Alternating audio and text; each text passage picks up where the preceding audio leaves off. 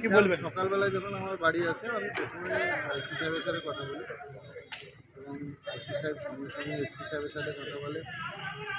এর আগেও হয়েছিল এরকম ঘটনা, এর আগেও আমরা ছাড়ছিলাম।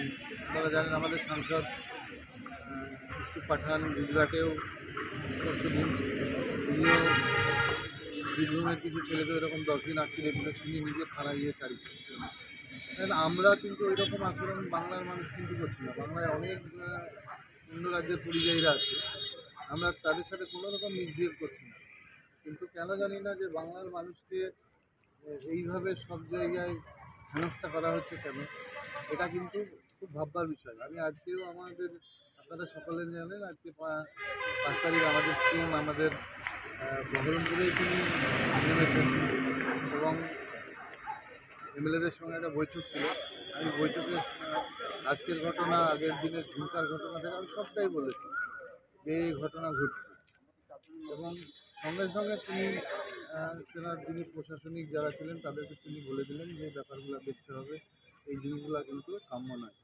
এবং এর সাথেও আমাদেরকেও বললেন যে তোমাদেরকেও অনেক অ্যাক্টিভ হতে হবে, মানুষের সাথে যোগাযোগ বাড়াতে হবে, কোথায় মানুষ বিপদে পড়েছে এই খোঁজগুলো কালেক্ট করতে হবে এবং সঙ্গে সঙ্গে প্রশাসন, আমি কিন্তু সঙ্গে সঙ্গে এই ঘটনা শোনার পরে আমি ডিএম সাহেবকে ফোন করেছিলাম, এসপি সাহেবকে।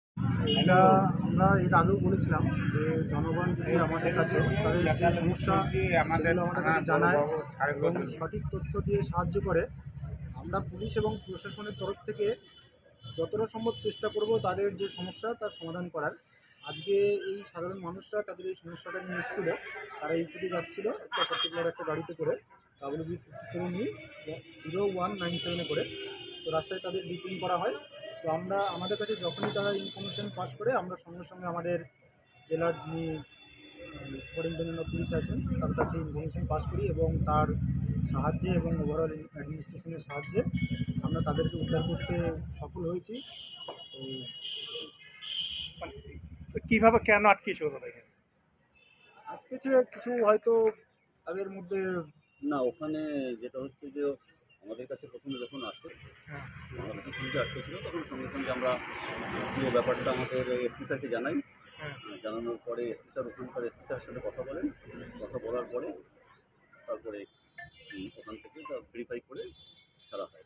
আমরা আগেও বলেছি, স্যার যেটা বললেন যে আপনারা যদি কোনো সমস্যা থাকে আপনারা থানায় আসুন এবং আমরা যথাসাধ্য আপনাদের সাহায্য করব। এই যে পরিযায়ী শ্রমিকরা যেভাবে খাচ্ছে, এটা কি কোনো সাহায্য পাচ্ছে? ওখানে হ্যাঁ, সবসময় সাহায্য পাচ্ছি আমরা, যতটা সম্ভব এখান থেকে আমরা আমাদের এসপি স্যারকে জানাচ্ছি। এসপি স্যার ওখানকার এসপি স্যারের সাথে